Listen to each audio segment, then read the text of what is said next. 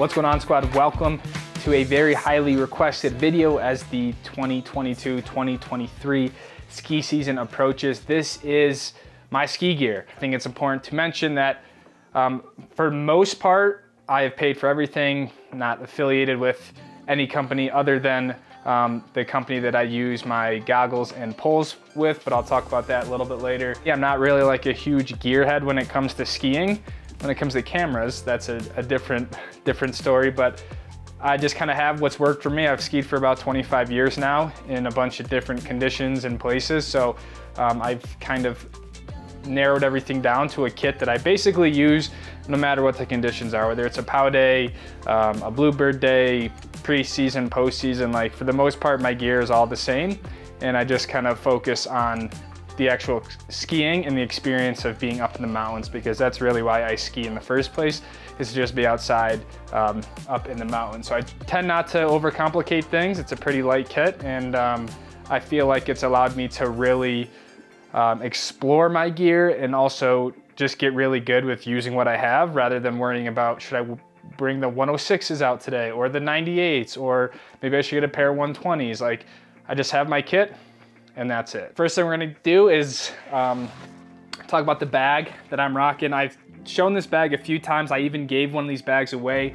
This is the Zipline World Cup backpack. So Zipline did send me this bag, but honestly, it's a great bag. This isn't gonna be like a review of any of the gear, but I do think it's worth investing in a nice bag, and not just a boot bag. With this bag, I can essentially fit everything I need, from my helmet, boots, all of my, suits, base layers, everything like that. So that when it's like ready to ski, I can just grab this and I have everything I need. They even have like these nice little covers that go over the boots, so if you're walking in the mountain, you don't get snow in them. But yeah, fit a ton of stuff in here. Underneath, I do wear, like, I don't know what company this is, like Demon Skin. I don't know if this is actually for biking, but it's just like basically like a spandex with some hip pads and like a nice butt pad. So sometimes if you take a fall or if you're just messing around, it is kind of nice to have some protection. I do also have a chest and back protector, but I don't really wear that much anymore. And then I just put this pair of Burton leggings over them, and then I put my snow pants on. So that's kind of what's going on at the bottom. And then up top, I probably need to refine this, but this is kind of the only area that will change based on how warm it is. I will just wear a normal t-shirt, and then I typically put this camouflage long sleeve over that. And then I have two thermals. One's like a 3XL, one's a 4XL. And if it's super cold out, I'll put both of them on. If it's not that cold out, I'll just put the 4X one on. And so I basically have anywhere from 3 to 4 layers underneath my actual coat that I put on. So I will just adjust these layers accordingly if it's really cold, or if it's gonna be really sunny, we're gonna be doing some hiking, like maybe I won't, I won't wear the extra layer, but typically I'd rather bring it and then be hot than be cold, so I can stay out as long as we can. So that's what's going on underneath. I have two different outfits here. This is from Montec.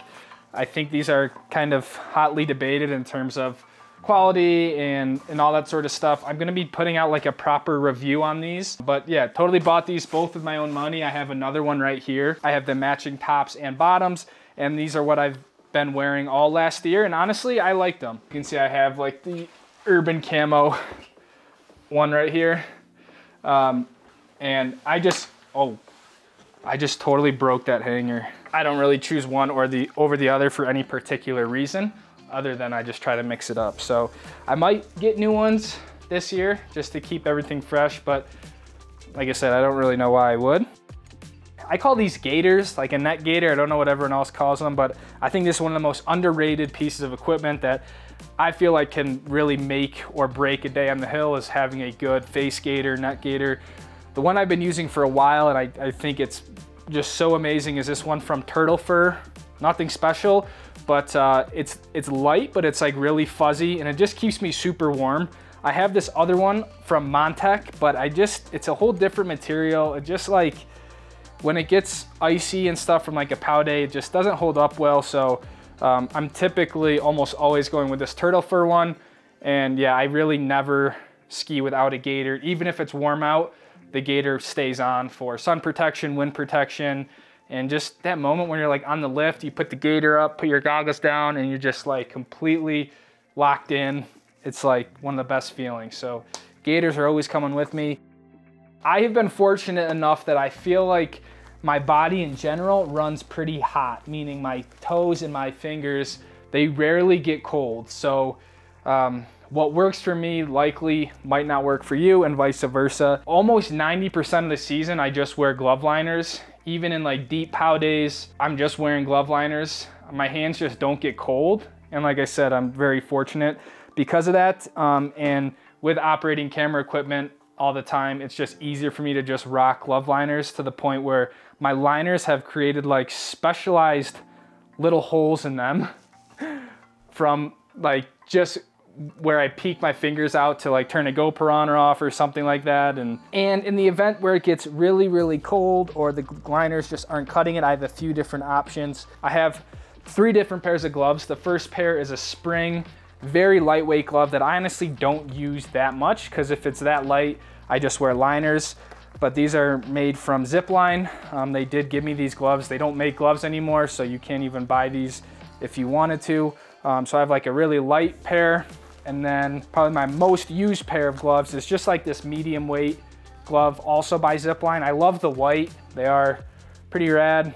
You can see they are quite used in the palms and stuff, because there was a while where I did use gloves a lot before I kind of filmed as much as I do now. And then the last pair of gloves that I just grossly underuse is a nice pair of Hestra gloves. I will use these if it's like a bitchin' pow day, like super cold and stuff. But yeah, I think every skier or snowboarder needs a nice pair of gloves, because these are something that will literally last you your whole life. So 3 pairs of gloves that come in my bag. Typically, I rarely even bring 1 pair out on the mountain with me. I guess just a few odds and ends in here. I do have some powder straps in case it is like a really deep pow day.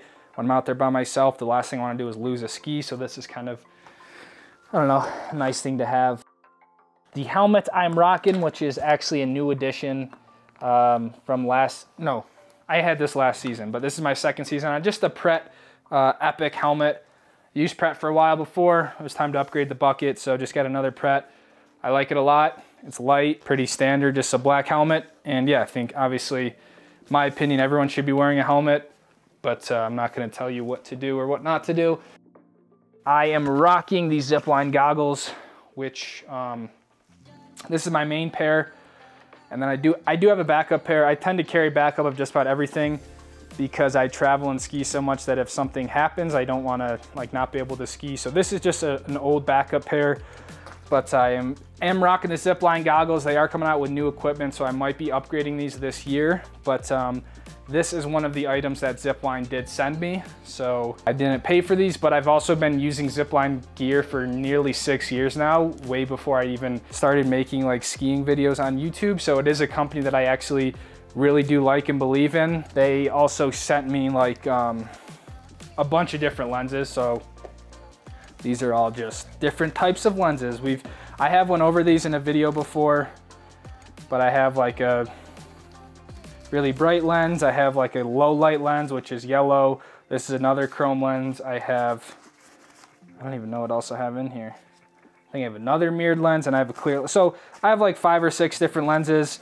And what I love about these, it's not really like proprietary technology anymore, but you can just snap the lenses in, snap them out. So oftentimes, if we do have mixed conditions, I will bring 2 pairs of lenses with me right out on the mountain, because that way I can just swap them out on the go. And there's really nothing worse than not being able to ski when you're on the mountain. It kind of just ruins the whole experience. So having a nice pair of lenses that aren't fogging up and that allow you to see even in like the lowest of light, I think is super important. And it's just a safe thing to do. So I do kind of feel awkward. I don't know if I ever made a video just like standing up. It's kind of weird. The boots are different from last year because I broke my other pair of boots. They're the same but different. And I basically just got the same pair of boots. If you guys are like super close followers of the channel, before we went to California, I broke my boot. So I got a brand new pair of boots before I went to the Tahoe area. But it's the same boot. just a year older. This is the Del Bello Krypton 110 Flex. As I mentioned before, I like the boot. I don't love the boot. I'm just kind of indifferent. It works. I really love the liner that's in here. What is this liner called again? They're comfortable. I do a ton of hiking. It's just a boot that like I can just wear all day long and I don't even really think twice about it. My only complaint is that I do think this is a little bit soft right now. As I get further along my career, I think a 120 would probably be a better area for me because I just think they're a bit too flexible for my skiing type. Lastly, I think the boot broke before because I had a booster strap on here and it literally just completely cracked the whole shell. So I don't know if it's necessarily rated for stuff like that. But anyways, Del Bello Kryptons, they're pretty sweet. These are from a company called Zipline, and this is kind of what Zipline is known for, are their poles. Bleh. And then they ventured off into other areas like goggles and some other stuff. The pole that I really settled on last year was this Zipline Blur. I think this is the 14.0. It's a graphite composite. I just like the pole. I think it looks cool. It has a really great swing weight. It's light, but also very strong for hiking and going up on the mountain, where a mogul pole, you know, it's really more about just being super lightweight and easy to handle. This pole does it all for me. Probably one of the most common questions that I get asked on the channel is what kind of skis do I use? These are the Armada JJ's normal version. These are not like the UL or the backcountry version. I think these are 2018s or 2019, so they are a few years old. This is my third season on them, and I use these exclusively now, whether it's obviously a POW day or just an icy groomer day or whatever it is. This is just a ski I put on. I've like just really loved every aspect of it. I mean, it's obviously not the ski of choice for every single condition, but it's also allowed me really to be comfortable in these skis. And like I kind of keep saying, I'm just a proponent of just having a simple kit rather than having 3 skis in your quiver where it's like you use one ski, you know, for this condition, one ski for that. I just use these for everything. They are super beat up now. Because last year just totally destroyed the skis, but I think this is a testament of just how resilient skis can be. People hit a rock and they're like, oh my God, my skis are destroyed. Like, they're not. Just look at the bottom of them. It probably barely even did anything to them. The amount of rocks I hit last year, I don't even think I got a single core shot. So I will be using these again this year. And if I do upgrade skis, I will just be upgrading to the 2023 version of the JJ. So if you guys want like more information on my thoughts on these, I could do like a proper review sort of thing. But on these skis, and I think one of the most important parts of your setup is your binding. It's like with cameras, you can get a really good camera, but if you put a plastic cheap lens on the front of it, you kind of doing everything a disservice. So if you're gonna spend the money on a good pair of boards, I do recommend at least getting a decent pair of bindings, because that's really your contact patch to the ski, which is in turn how you're going down the mountain. So with a crappy binding on a good pair of skis, I think you're just really not maximizing the output that you get from the ski. In the binding that really I've just sworn by the past few years is this Tyrolia Attack 16.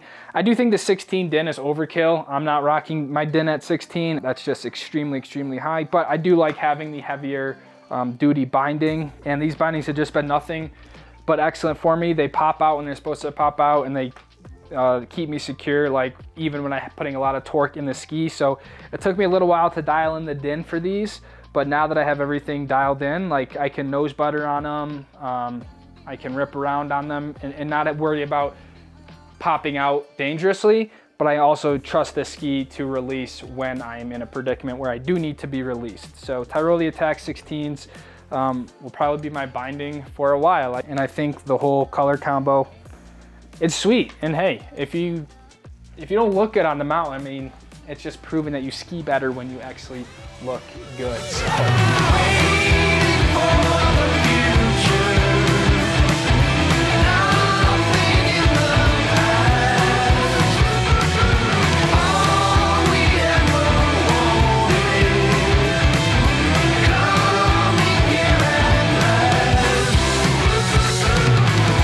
For me is not what's going to work for you. You need to look at, are you located on the East Coast?